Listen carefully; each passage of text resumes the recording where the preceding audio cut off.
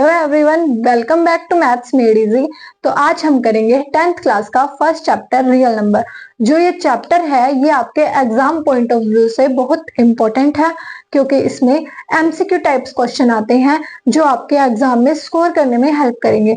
और दूसरा, इसमें जो इम्पोर्टेंट टॉपिक्स है LCM, HCF, prime number, co prime number और जो रियल नंबर की डेफिनेशन है, रियल नंबर के जितने पार्ट्स हैं, ये सारे भी कंपटीशन एग्जाम में आपके बहुत ज्यादा हेल्प करेंगे, आगे भी आपको काम आते ही रहेंगे। तो इसीलिए इस चैप्टर को ध्यान से करें, और ये चैप्टर अगर आप एक बार ध्यान से कर लोगे तो मैं गारंटी देती हूँ कि आप कभी भूलोगे ही नहीं।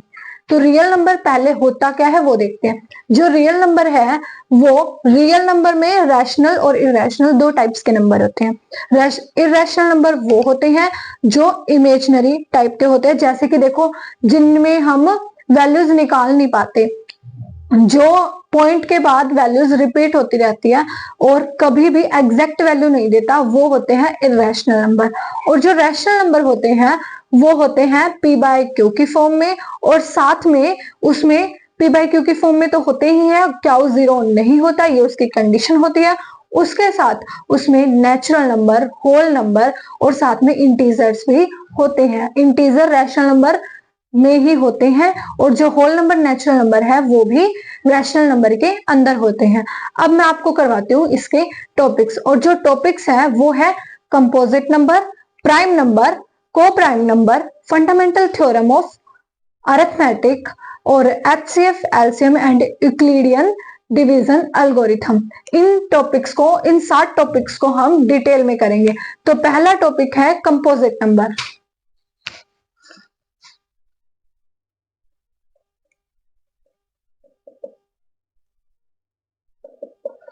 हाँ जी, तो कंपोजिट नंबर होता है वो नंबर जिसके जो फैक्टर्स है वो मोर देन 2 होते हैं।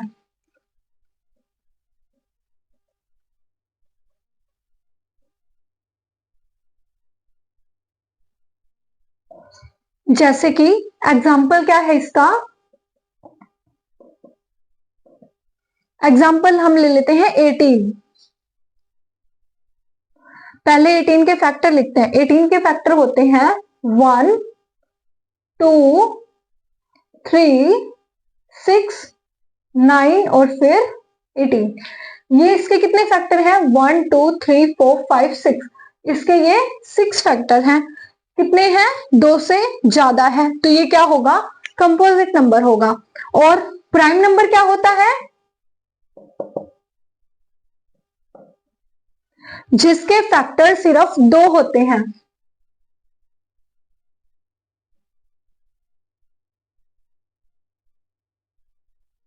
सिर्फ 2 फैक्टर होते हैं, जिसमें 1 एक कंपल्सरी फैक्टर होता है। जैसे कि कोई भी हम प्राइम नंबर ले लेते हैं, 3 ले लो, 5 ले लो, 2 ले लो। अब मैं पहले लेती हूं 2, फिर 3, फिर 5, ये 7। ये हमारे क्या है? प्राइम नंबर्स हैं। अब 2 के फैक्टर कौन से हैं? 1 और 2। 3 के फैक्टर 1 और 3। 5 के फैक्टर 1 और 5।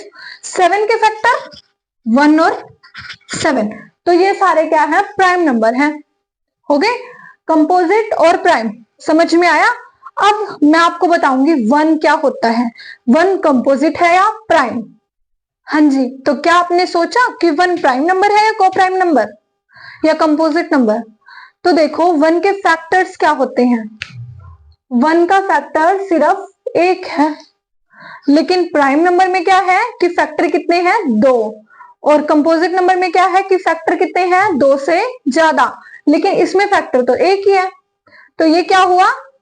1 is not composite and not prime. ये दोनों ही नहीं है। अब क्या था तीसरा? को प्राइम। को प्राइम हम 2 नंबर्स के बीच देखते हैं। क्या देखेंगे? 2 नंबर्स के बीच ओनली 2 फैक्टर कॉमन होने चाहिए। Only 2 factors are common in any two numbers. दो नंबर के बीच में अगर दो फैक्टर कॉमन है तो वो को प्राइम नंबर है। जैसे कि हम मान लेते हैं 18 और 15, 15 और 18। 15 के फैक्टर क्या है? 1, फिर 3, 3 के बाद 6, 3 के बाद क्या है? 3 के बाद सीधा क्या है? 5, और फिर क्या है? 15। ये 4 फैक्टर है।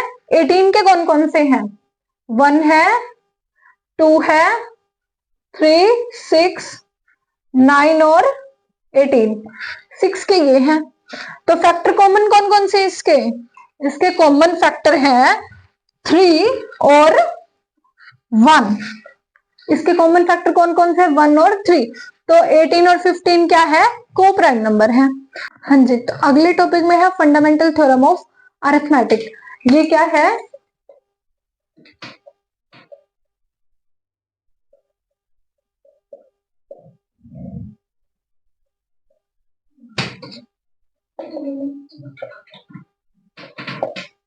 इसमें क्या है? फंडामेंटल थ्योरम ऑफ अरिथमेटिक में होता है कि जो कंपोजिट नंबर है वो किस फॉर्म में लिखे जाते हैं? Product of prime numbers. Composite number is equal to product of prime number. ये है कंपोजिट नंबर, प्रोडक्ट होते हैं प्राइम नंबर्स की। जैसे कि कोई भी एक कंपोजिट नंबर ले लेते हैं। पहले मैं आपको फिर से बता देती हूँ कि जो कंपोजिट नंबर है वो होते हैं जिसके फैक्टर मोर देन 2 होते हैं। फिर है प्राइम नंबर जिसके फैक्टर ओनली 2। अब देखो, कंपोजिट नंबर इक्वल होते हैं प्रोडक्ट ऑफ प्राइम नंबर्स। तो कंपोजिट नंबर, हम कोई भी एक कंपोजिट नंबर ले लेते हैं 42। तो वो किस तरह लिखा जाएगा? 1 मल्टीप्लाई 2 मल्टीप्लाई एलसीएम लिख के देखो 42, 2 पे जाएगा पहले, ये यहाँ पे 21 आएगा, फिर ये जाएगा 3 पे, यहाँ पे 7 आएगा ना। तो क्या है? 2 मल्टीप्लाई 3 मल्टीप्लाई 7। ये क्या हो गया? एक कंपोजिट नंबर है। ये किस फॉर्म में लिखा गया है? 1 मल्टीप्लाई 2 मल्टीप्लाई 3 मल्टीप्लाई 7, यानी प्राइम नंबर के प्रोडक्ट के फॉर्म में। अब हम करेंगे एलसीएम और एचसीएफ। हाँ जी, तो एलसीएम और एचसीएफ। अब इसमें क्या होता है? एलसीएम, एल का मतलब होता है लोवेस्ट, लोवेस्ट। सी का मतलब कॉमन, एम का मतलब मल्टीपल, ठीक है। फिर है एच सी एफ। एच का मतलब होता है हाईएस्ट,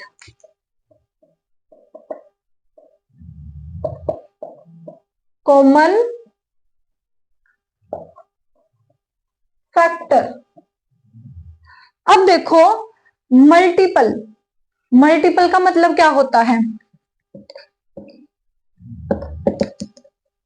जो ये नंबर मल्टीपल है, इसका मतलब क्या होता है? इसका मतलब है कि जो भी नंबर है उसके टेबल में क्या आएगा? उसके टेबल में क्या आएगा? वो क्या है? उस नंबर का मल्टीपल है। जैसे कि हम एक नंबर ले लेते हैं 8। 8 का मल्टीपल क्या होगा? जो इसके टेबल में आएगा, यानी 16, 8 एकम 8, 8 दूनी 16, 8 तिये 24, 8 चौके 32, 8 पंजे 40। ये सब इसके क्या होंगे? ये इसके मल्टीपल होंगे। और जो एचसीएफ है, एचसीएफ में क्या होता है? फैक्टर। फैक्टर का मतलब क्या होता है? फैक्टर का मतलब होता है कि वो किस किस से डिवाइड होगा। यानी अगर हम 8 लेते हैं, 8 था ना इसमें, अगर वो ही 8 हम एचसीएफ में लेंगे तो क्या होगा? इसके फैक्टर्स देखे जाएंगे। फैक्टर क्या होंगे? 1, 2, 4 और फिर 8। ये इसके फैक्टर्स होंगे। तो हाईएस्ट कॉमन फैक्टर जो दो नंबरों के बीच में हाईएस्ट कॉमन फैक्टर होगा, सबसे बड़ा जो कॉमन फैक्टर होगा वो होगा HCF। और एलसीएम क्या होगा? लोएस्ट कॉमन मल्टीपल, छोटा मल्टीपल। ठीक है, तो अब हम करेंगे HCF और एलसीएम को किस तरह से किया जाता है। तो अगर हम दो नंबर्स ले लेते हैं 12 और 18, दो नंबर लिए 12 और 18, 12 और 18 की एलसीएम बिल्कुल नॉर्मल है, आप सबको करनी आती है। 12 और 18 की जब हम एलसीएम करते हैं तो वो क्या आएगी? अलग अलग कर लेते हैं, करें फिर एलसीएम। अब एलसीएम 12 और 18 का निकालेंगे तो देखो 12 और 18 के एलसीएम में हमें देखना है लोएस्ट कॉमन मल्टीपल। मल्टीपल का मतलब टेबल में सबसे लोएस्ट कॉमन नंबर देखना है हमें। तो देखो लोएस्ट कॉमन नंबर क्या है इसका लोएस्ट कॉमन, देखो कॉमन नंबर है 36, 36 के बाद कॉमन नंबर है 72 और 72 के बाद इसमें कॉमन नंबर है 108। तो जो लोवेस्ट है, लोवेस्ट कौन सा है? इसका है 36। तो 12 और 18 का जो एलसीएम है वो क्या होगा? वो होगा 36, ये होता है। और दूसरा HCF, HCF 12 और 18 का, इसमें क्या देखना है हमें? कॉमन फैक्टर देखना है। तो 12 के फैक्टर और 18 के फैक्टर लिखते हैं पहले। 12 के फैक्टर क्या होंगे? 1 होगा, 2 होगा, 2 के बाद क्या होगा? 3 होगा, 3 के बाद 4 भी होगा ना, 4 भी होगा, 4 के बाद क्या होगा? 4 के बाद 6 होगा, 6 के बाद क्या होगा? 6 के बाद सीधा 18 होगा, 12 होगा। ये इसके फैक्टर्स हैं। 18 के फैक्टर्स क्या होंगे? 1 होगा, 2 होगा, 2 के बाद क्या होंगे? 3 होगा, 3 के बाद 6, 6 के बाद सीधा 6 के बाद क्या होगा? 9 होगा, 9 के बाद सीधा 18 होगा। तो देखो हाईएस्ट कॉमन फैक्टर, सबसे बड़ा कॉमन फैक्टर देखना है। तो सबसे बड़ा कौन सा है? कॉमन फैक्टर देखो पहले क्या कौन कौन से हैं। 1 कॉमन है, 2 भी कॉमन है, 2 के बाद क्या कॉमन है? 3 भी कॉमन है, 3 के बाद क्या कॉमन है? 3 के बाद 6 कॉमन है। तो जो हाईएस्ट है वो कितना है? वो क्या है? 6 है। तो जो HCF है 12 और 18 का जो HCF है वो क्या हो जाएगा? वो 6 हो जाएगा। तो समझ में आया एलसीएम और HCF का फंडा? समझ में आया ना? तो अब इसके बाद हम करेंगे यूक्लिडियन डिवीजन एल्गोरिथम। एल्गोरिथम का मतलब क्या होता है? तो एल्गोरिथम का मतलब होता है स्टेप बाय स्टेप किसी प्रोसेस को करना। ये जो एल्गोरिथम है ये भी मैं आपको 12 और 18 के ऊपर ही करके बताऊंगी। ठीक है बेटा, अब हम करेंगे 12 और 18 का यूक्लिडियन डिवीजन एल्गोरिथम। हाँ जी, तो यूक्लिड डिवीजन एल्गोरिथम में क्या है? तो इसमें है A is equal to B Q plus R. जो A है वो हमें दो नंबर्स दिए जाएंगे, दो नंबर जैसे कि अभी मैंने आपको बताया 12 और 18, ये दो नंबर ले लिया हमने। इसमें से जो बिग वाला नंबर है उसको हम A काउंट करेंगे, जो स्मॉल वाला है उसे हम B काउंट करेंगे। और क्या होगा? क्वोशेंट, और R होगा इसमें रिमाइंडर। R क्या होगा? R रिमाइंडर, क्या होगा? क्वोशेंट, और A और B क्या होंगे? ये नंबर्स होंगे जो हमें दिए जाएंगे। तो देखो हम 12 और 18 पे करेंगे। तो देखो 12 HCF सभी को डिवीजन फॉर्म में आती है ना, तो उसी तरह से हमें करना है। 12 अंदर आएगा 18, पहले ये 1 पे जाएगा, कितना आएगा? 12, रिमाइंडर कितना बचेगा इसमें? रिमाइंडर बचेगा इसमें 6। ठीक है, तो देखो A क्या है हमारा? A था हमारा 18, 18 इज इक्वल टू 12 को किससे मल्टीप्लाई किया? 12 को हमने 1 से मल्टीप्लाई किया प्लस रिमाइंडर, रिमाइंडर कितना है हमारा 6। 12 प्लस 6 कितना होता है 18 होता है। अगर ये जो रिमाइंडर है ये बड़ा आ जाए 0 से, अगर रिमाइंडर 0 से बड़ा है तो हम इस स्टेप को आगे करेंगे। अगर इस स्टेप को आगे करेंगे तो जो रिमाइंडर है, रिमाइंडर को हम बी लेके चलेंगे। पहले हमने बी किसको लिया था, जो छोटा नंबर था, और बड़े नंबर को ए लिया था। अब हम रिमाइंडर को भी लेंगे और जो ए है, जो ए है वो क्या होगा, वो हमारा जो हमने पहले बी लिया था वो अब हम ए लेंगे। ए क्या होगा हमारा 12 होगा और आर क्या होगा 6 होगा। तो देखो यहां अब हम क्या करेंगे, 6 बाहर 12 अंदर, देखो ऐसे आते हैं ना उस हिसाब से 6 यहाँ पे, ये 12 इसके अंदर आ जाएगा, ये मेथड आता है ना आपको। और फिर ये कितने पे जाएगा 2 पे जाएगा, यहाँ पे क्या आ जाएगा, और क्वोशंट क्या होगा 2 और रिमाइंडर कितना होगा 0। तो ये क्वेश्चन हो गया। पहला स्टेप ये था 18 is equal to 12 multiply 1 plus 6। और दूसरा स्टेप क्या है, जो 12 है, जो ये वाली चीज है, जो हमारी क्या है ये वाली चीज है, वो 12 आ जाएगी बाहर और इक्वल में क्या होगा रिमाइंडर।